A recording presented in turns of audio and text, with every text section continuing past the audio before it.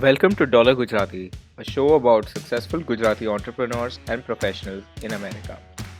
We talk with them about their ideas and struggles on the road to success in this land of opportunity. As immigrants ourselves, we want to understand the different paths that successful immigrant Gujaratis have taken to establish themselves. This will also help us to navigate our journey in America.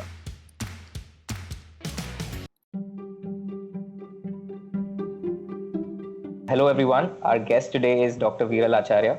Dr. Viral is a professor of economics at New York University's School of Business. He was the youngest deputy governor of the RBI and held the position from January 2017 to July 2019. Dr. Viral has taught at London Business School before being called back to his alma mater in New York during the 2008 financial crisis. Dr. Viral is an alumni of New York University, IIT Bombay, and perhaps most importantly, Fellowship School in South Bombay. We are glad to have you on our show, Dr. Viral. Thank you, Daksh. Thank you, Avni. Thank you for inviting me to participate in this conversation. It's both my honor and privilege to be invited. And I hope I can do justice to whatever you want to get out of me. So let's first talk about your childhood and academic life. I understand that you were a star performer right from school. So when you were in fellowship and at IIT Bombay, you stood first or thereabouts in every year academically? Yeah, I think I was. It's fair to say I was basically a complete nerd. I think that's what you are politely trying to say, and I can't agree with you more. It was an interesting phase of my life in some ways. It's also interesting because it helps you understand what sometimes creates passion and drive inside individuals. So I was in fellowship school, as you mentioned. It is basically it's basically a school mainly consisting of Gujarati families. We had an English medium part of the school also after fifth standard. But one of the ambitions of the school had always been that some student should figure in the statewide merit list. So that time in the board exams, there used to be top 51 ranked students of each state. And, it was a matter of great pride for schools to be able to say that we are regularly placing students in the merit list, or we have had a student in the merit list. So I think that was really kind of like a tailwind behind me. And I think when a couple of the school teachers saw potential, and there were many other excellent students around me, but when they saw potential that some of us might be able to make it, I think they kind of set this goal for us, for some of us. And maybe because I'm such a natural nerd, I kind of took it on, and I said, okay, this lakshya, as they call it, we must attain it. As the Hindi song goes, lakshya ko har haal mein pana hai. That's it. Hrithik Roshan, Farhan Akhtar directed movie. So I think it became a drive. It became a target. It became a focal point, I think, for my preparations.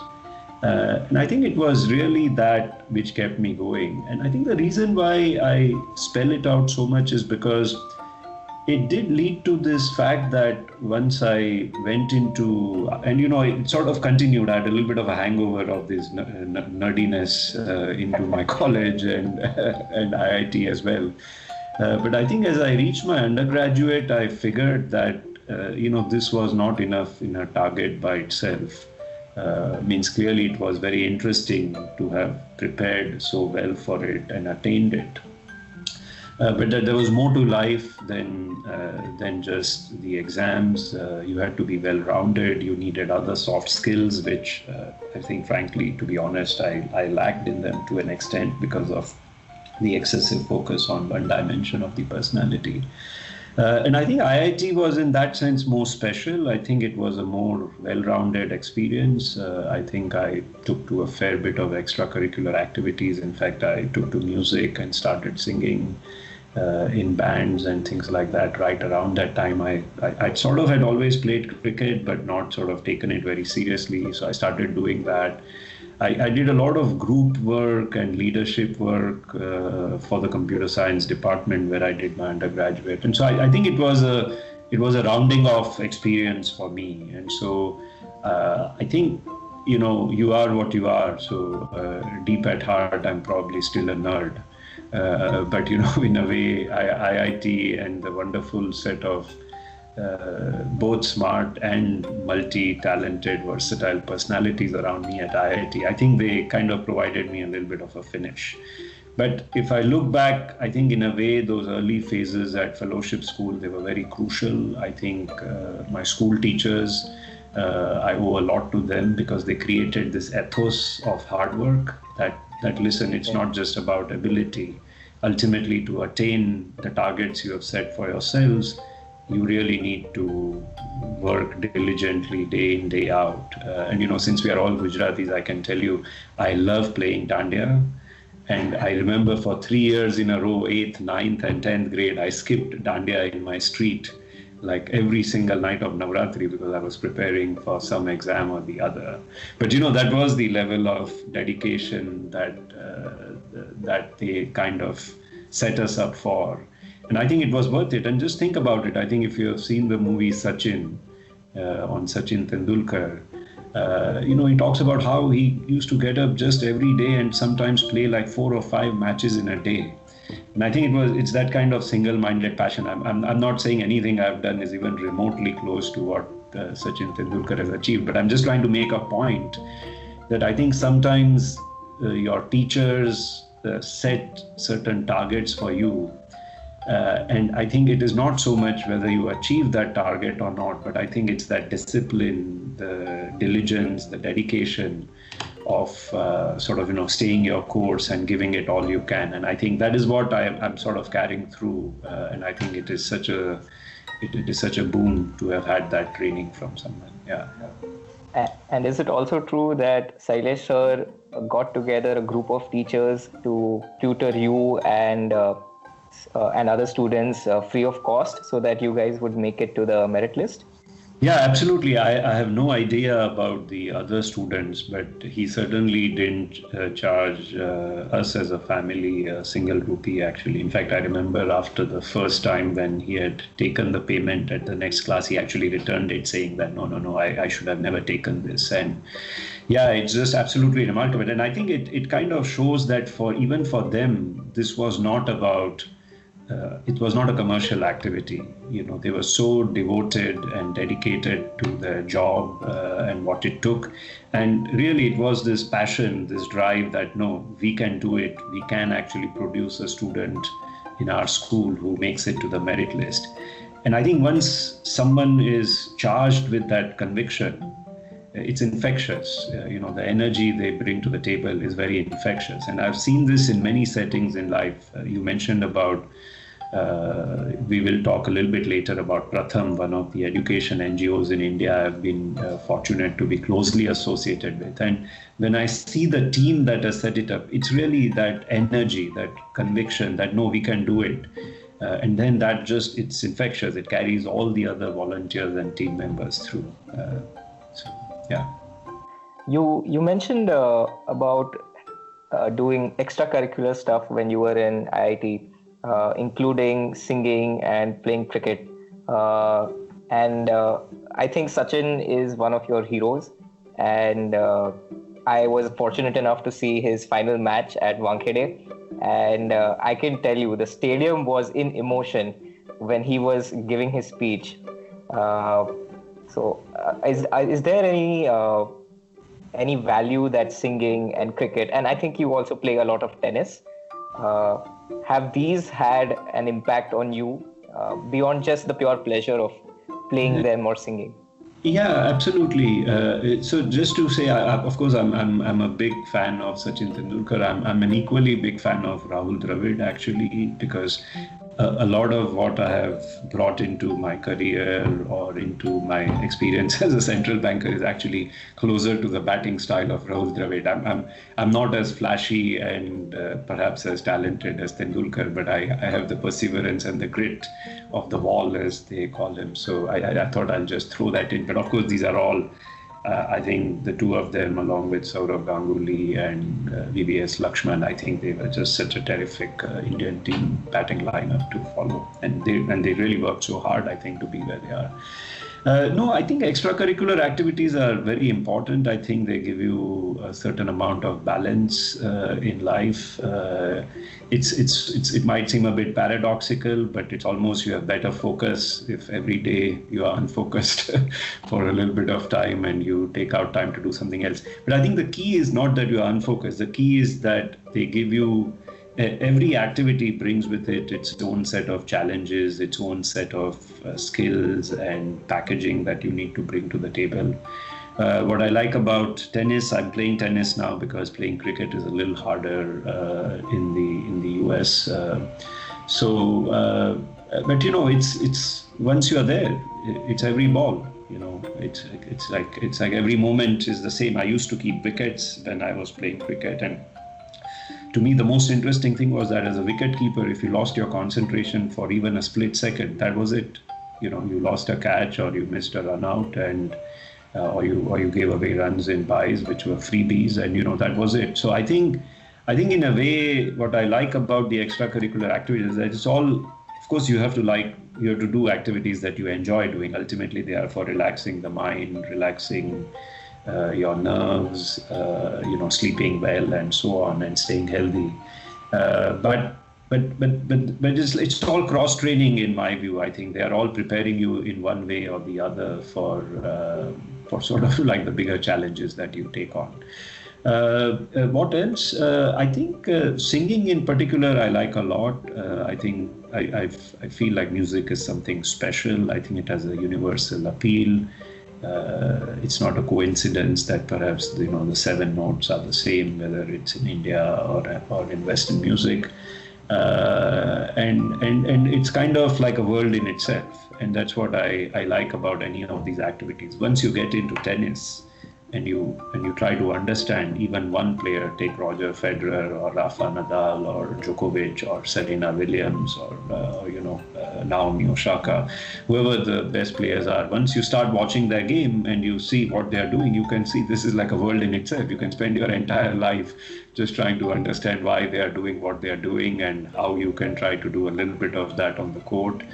It's good fun. But as I said, I think the balance is what I value the most.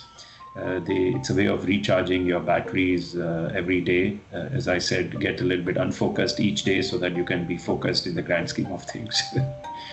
Yeah. Okay, so you, after IIT, you moved to the United States.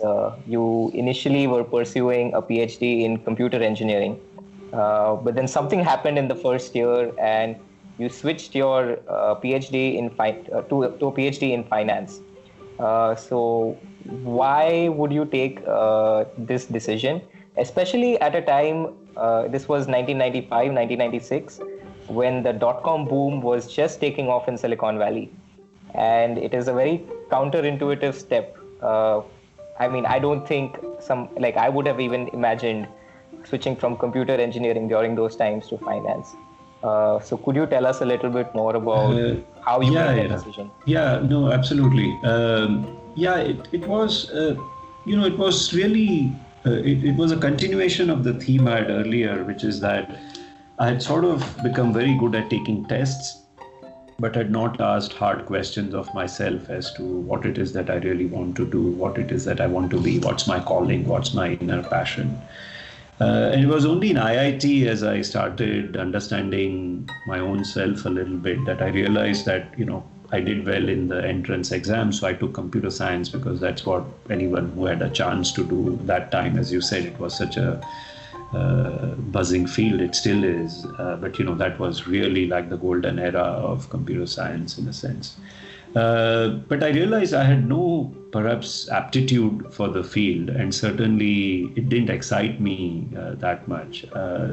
Given my background, I was trying to do more mathematical things in computer science, but in the end I felt this is not what I wanted to do with myself. So in my last year of IIT itself, I took some elective courses, and I took one in international finance with Professor Pushpa Trivedi at IIT Bombay. And I liked the subject, I liked the material that she was covering, and I think that was my sort of first serious exposure to economics. I had a family friend who was doing a PhD in finance at NYU, had just graduated. Through him, I reached out to some faculty members who eventually were my advisors at NYU. But I was a bit late in the application process, so I had already applied for computer science before having all these thoughts. So I came to NYU, I did a year of computer science PhD, but then I formally switched over. But I think it was really, it was a big leap. It was frankly sort of a big dive without knowing whether you will survive or whether it's the right sea that you want to be swimming in. But I think I just went a bit with my instinct after having taken that course that the subject of economics seemed interesting. It seemed closer to human life, at least to me, than what I was doing in computer science, which was very abstract mathematics. And I think in the end, I think it was the right call. I feel I have a much more aptitude, liking, and ability to do well in the field. It comes more naturally to you. Certain things come more naturally. And so I think I'm glad I ultimately started asking the difficult questions of myself and made the switch. Of course, when you switch a field, it's never easy. It takes a while to get used to the new frameworks. You don't have good intuition for the subject very early on, so it requires very high fixed costs of investment. And a PhD is a good way of actually digging in and making those investments. But I think to paraphrase it in one of my favorite music composers in India is R.D. Burman, the son of S.D. Burman, and I love both of their compositions. But in one of the documentary on R.D. Burman, Gulzar Saab, who wrote a lot of lyrics and made movies where R.D. Burman composed music for him, he used to say that with R.D. Burman he was in a phase of life where जहाँ हमें खुद की काम की नहीं खुद की तलाश होती है. You're not looking for work, you're looking for yourself. You're trying to identify what is it that you are. And I think it's very important for everyone to do that at some point, not just be part of some humdrum routine and the rat race. Because I think ultimately, if you like what you are doing, you end up doing it well. And if you do well what you do, there's a demand for you, I think. That's my sense. It doesn't matter what you do, really. I think, there's always value attached by people who just do their job well with a good level of integrity, fun, excitement, creativity, and what. And all that just comes once you know that it's your calling. Everything just falls in place. So, yeah. Clearly, it was a successful switch. So when you were in your PhD program, was it your ambition to come back to India, to work with the RBI, to affect policy in India? Was that an ambition that you had during your studies, or did that develop over time? I would say it really developed over time. I think it was a juxtaposition of a few things. One, that during my PhD days, especially in 1997, 1998, there was the Russian default, the Southeast Asian crisis, a big hedge fund, long-term capital management sort of practically failed in 1998. And then you had the dot-com bust of 2000, 2001. So there was a fair bit of fragility in the global economy and financial markets. And so I started sort of developing an interest in studying financial crisis, banking, how banks and markets interact, why do such global crises, when they unfold, why are they so hard-hitting? And I think for anyone who studies financial crisis, in a way, the central bank is the ultimate institution you could work at, because they are the crisis managers. They are the institutions that were designed to actually manage financial stability for the countries. So, of course, my research started getting closer and closer to what central banks are interested in. Of course, if you were an Indian in finance and economics at that time, it was hard not to notice and be inspired by the meteoric rise of Raghuram Rajan in the field. He had been about, I think, 10 years ahead of me, but he had sort of very quickly established himself as one of the most thoughtful researchers, especially in the central banking area. I think in a way my cord has been there, it's been strong. I think Pratham, the charity that I mentioned, has also played a very important role in keeping this umbilical cord very tight. And so I thought it was a very natural way for me to kind of establish a connection back to India, that I felt I had the right skill set and background to perform the job at the central bank. This story is particularly interesting for us because like all three of us, as well as most of our friends, we keep having this discussion whenever we meet socially that, we want to go back to India. We have, as you say, an umbilical cord attached to our motherland. But we're not able to come to a conclusion of how can we navigate this decision, when should we navigate the decision, and especially now with this entire the immigration policy in America not being so favorable, so we're in a dilemma whether to spend more time in America or go back right now and establish ourselves in India. Do you have any advice for us on how to think about this? So, physical proximity to me is no longer as crucial as it was, say, 30 years back. I think the barriers are really, really getting removed. And now they are I think they are paper thin at this stage, I think, given all the technological revolution that has taken place. So I think, I don't mean to say I really have a silver bullet on how to think about these issues, but I would just say that if the immigration constraint binds, then of course accept it and optimize within that.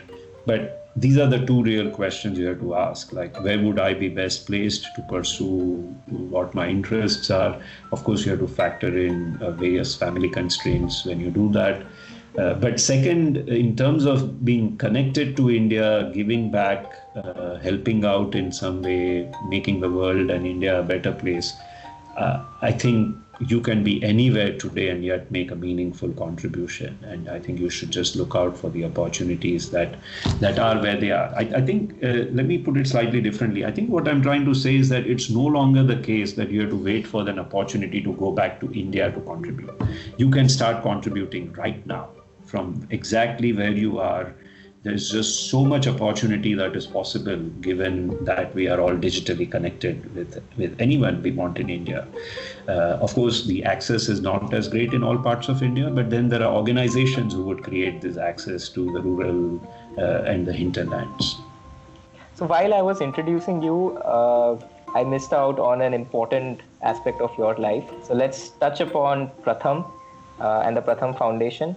For our listeners, Dr. Viral's share of proceeds from the sales of his new book are going to go towards Pratham India and Pratham USA. So, Dr. Viral, what is Pratham and what is your involvement with it? So, Pratham is really, at the end of the day, it's a very grassroots, community-oriented education NGO. It provides literacy, skilling, literacy for young children and school-going children, skilling for youth in sort of mainly underprivileged parts of India. It was set up in the 90s as part of a UNICEF effort to develop low-cost, scalable, replicable solutions that would work in emerging markets such as India, where the scale of educating millions of children is so large that you can't really hope to provide like the highest quality education with the best physical infrastructure and the best facilities and the best computers, etc., to each and every child out there. You have to sort of lift a very large number of these children above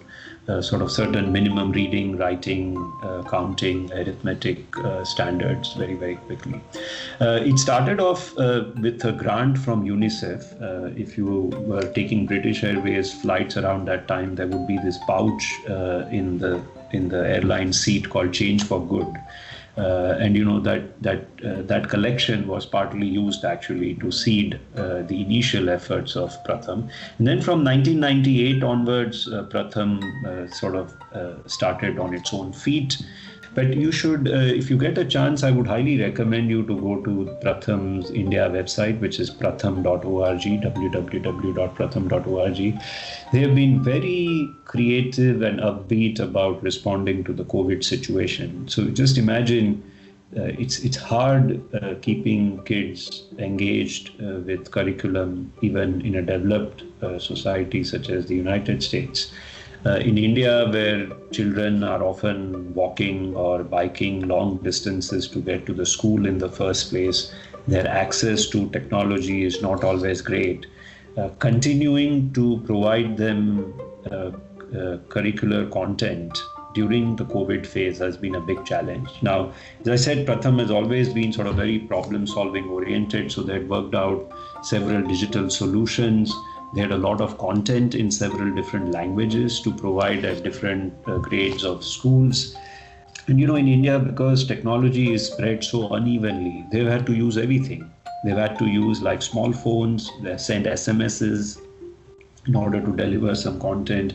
They've had to use radio. We can't even think about radio anymore. How many times do we think about a radio in the United States in a year? But they've even used radio because they figured out this is one of the most effective mechanisms to reach actually the corners of the country that you don't even know who's listening to you on the radio, right? So once you start delivering these content, and if there is demand for it, and I think there is, one of the most satisfying thing about the association with Pratham has been how keen even the poorest Indian family is to educate its children. I think it's sort of very heartening. It's a very uplifting thing once you see it in the mother's eyes or the father's eyes that they are burning the midnight oil in order to get their kids into school. And by and large, when they take hard decisions like taking their kids out of school, it's very often because either the school is not meeting their expectations or the child is lagging behind, but there's no remedial education.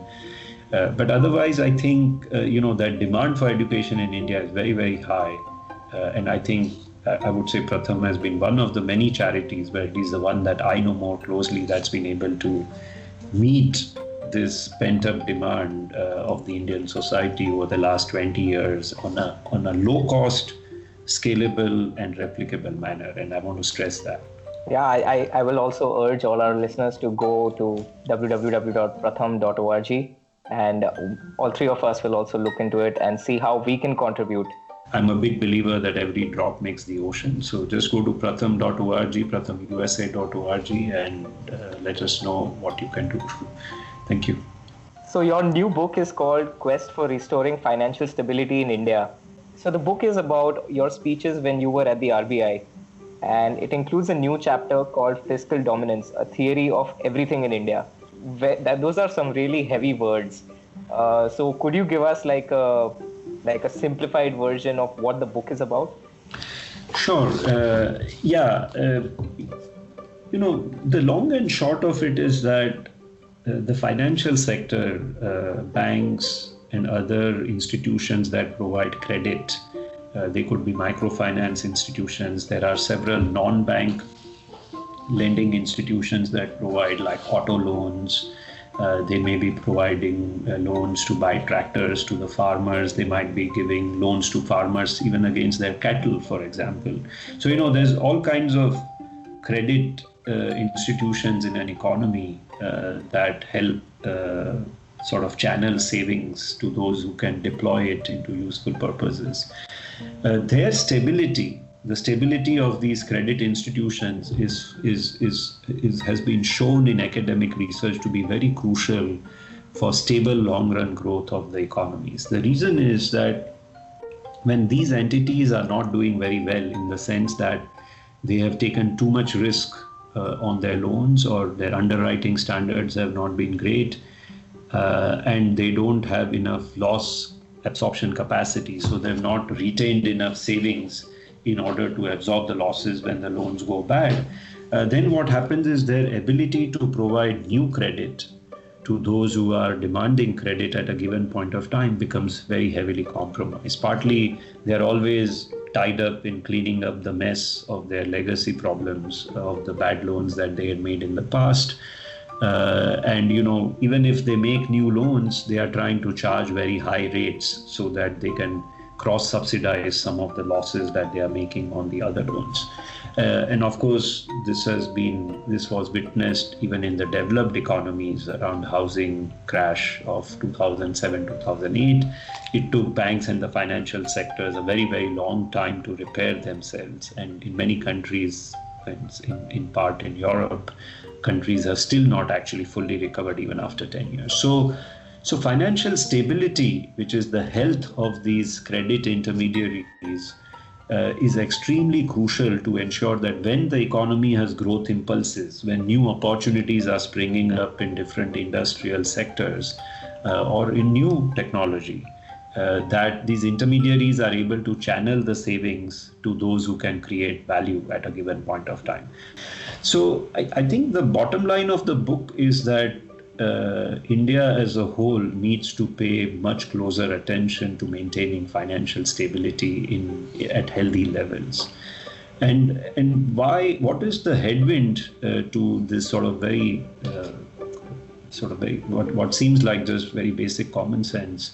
What is the headwind to that? The headwind to that is that it requires that sometimes you don't make loans even when they are being demanded, because not all loans are good loans. Sometimes there can be excess demand for loans.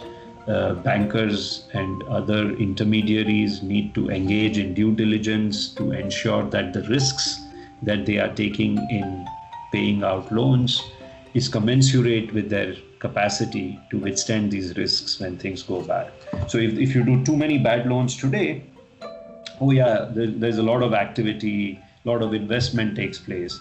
But if in 3 years' time it all goes bad, then the new cycle of opportunities that is going to come up at that point will now not get the credit that it deserves. It may effectively get suffocated for funds at that time. And if you don't solve the problem, the cycle can just repeat. What makes a country great is not one particular credit boom. It's really about good growth over 20 to 30 year period on a very sustainable basis. What makes a country great is if you have financial institutions that can channel credit to the right places, so that where the best ideas and the minds are, they are not actually starved for funds in order to take on their ideas and opportunities.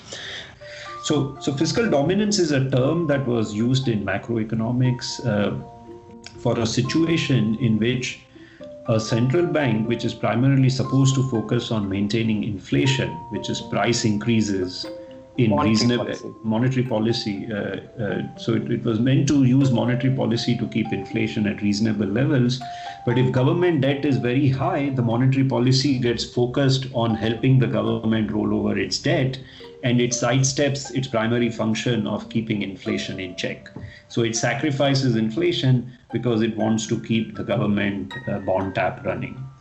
What I'm arguing in my chapter is that fiscal dominance in India goes beyond that. That fiscal dominance in India is not just dominance of monetary policy and sidestepping of inflation goals.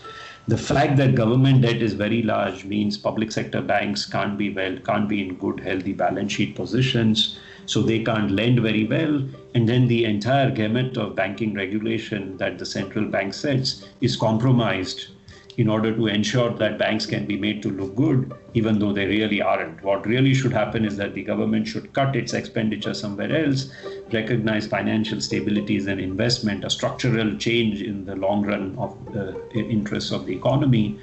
But that's getting crowded out because of the short-term myopic focus on continuing with your same old revenue subsidy expenditures.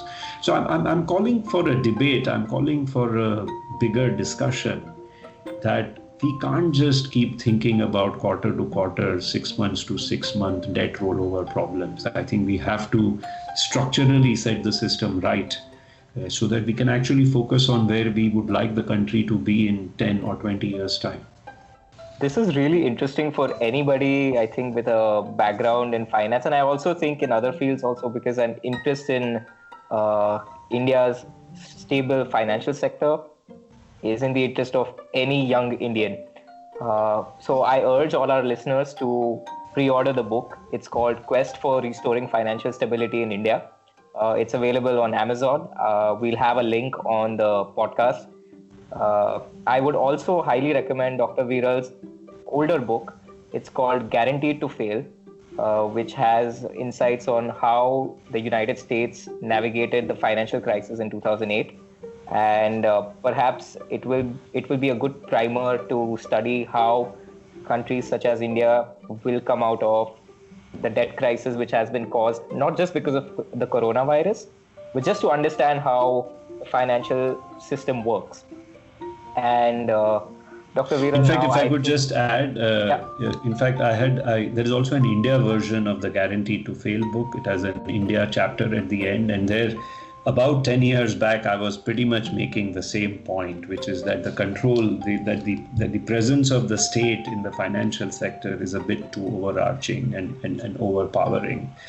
I'm giving it a slightly different slant given my central banking experience in the new book, saying that it's now reaching not just the institutions, but it's actually now very closely getting entwined with the central bank regulations and the policies themselves. And I would say, of course, I'm a financial economist, and I widely advertise myself as a deep nerd at the beginning of this podcast.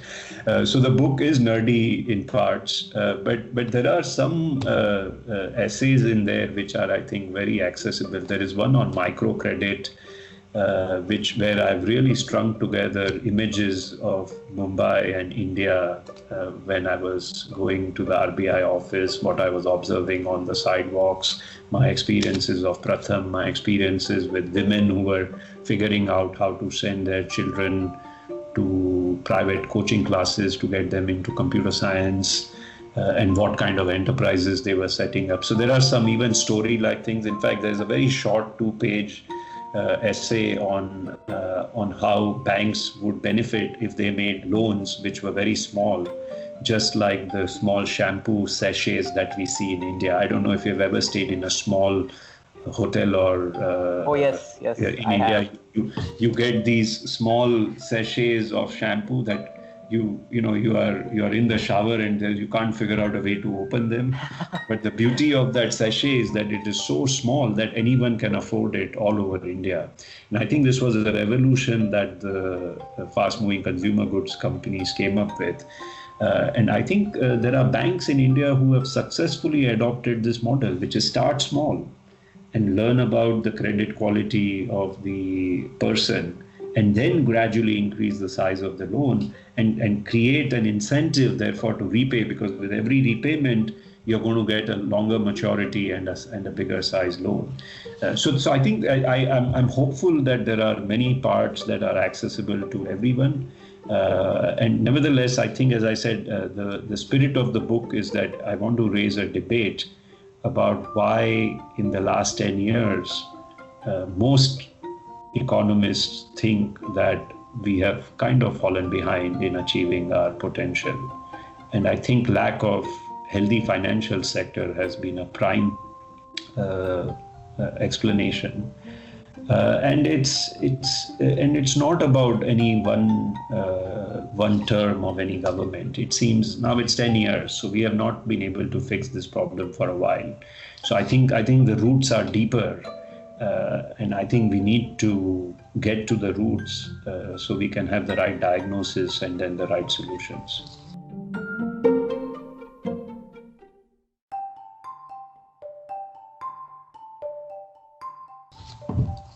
Okay. So for a last short section, we wanted to do a rapid fire with a central banker. So I'll ask you a question. You can answer in one or as few words as possible. Okay, I'll try. try and keep it a little lighthearted. Okay. Do you think I should buy a Bitcoin? No, absolutely not. Okay. Donate the money to Pratham. Oh, yeah. What is the most Gujarati thing about you? My love for Dandiya and for Handu. How do you keep yourself motivated? Oh, I just try to do anything I do to the best I can. It's sort of like an internal vigilance of sorts. Which country do you think is best poised to come out of this crisis stronger? As of now, it looks like Germany because they have controlled the health curve. I think countries that are not controlling the health curve will struggle, I think, to come out well. Which is a book that has left a lasting impression on you? There are many, but I would say the writings of Hayek, who was an Austrian economist and who spoke about the overreach of the state. He was, of course, most focused on communism versus capitalism. I'm not as extreme in my views, but I think increasingly what is happening is the role of the state is expanding all over the world. And I think we may be tilting a bit too far in going away from allowing the private sector to find the solutions. Sorry, that's not rapid fire, but... also, I think one of your favorite books is Old Man and the Sea by Ernest Hemingway. Oh, yeah, absolutely. In non-economics, that is my all-time favorite. Yeah, I've also read it. How do I keep myself motivated? I keep thinking about Santiago, the old man, all the time. Who do you think we should have on our show next? I think you should interview Dr. Rukmini Banerjee, who is the present CEO of Pratham India, in my view. I think the work that Pratham is doing is truly outstanding, and it's really what is one of the most important structural ingredient India needs, which is to have a well-educated youth base. So now that you are an ex-Central Banker of India, you've achieved all these accolades in academia, in research, as well as in industry. What's your ambition now? Oh, I feel I have barely just started. So, no. I don't know what my next ambition is, but I still feel I have some proofs left inside me. I joke at home every time I'm winning a game of cards. I joke that I'm going to do proofs today because it's my lucky day, So, no, I still have some research left in me. I want to try and understand the world, understand the economics, and through doing that, if in a small way you can make a policy difference here and there to move the needle to a better place, I think I'll be very happy in succeeding with that. Right. Thank you, Dr. Viral, for coming on our show. It was great talking with you. And thank you, Daksh. And if you have any follow-up questions, please feel free to write to me.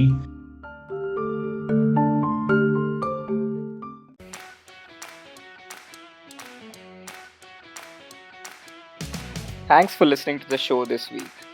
And if you want to ask us any questions or want to see someone specific on our show, write to us at dollargujarati@gmail.com. You can also tweet to us at dollargujarati. Make sure you don't miss any episode by subscribing to our podcast on Spotify, Apple Music, YouTube, or however it is that you get your podcast. I'm Dakshaday Shah, and you've been listening to Dollar Gujarati.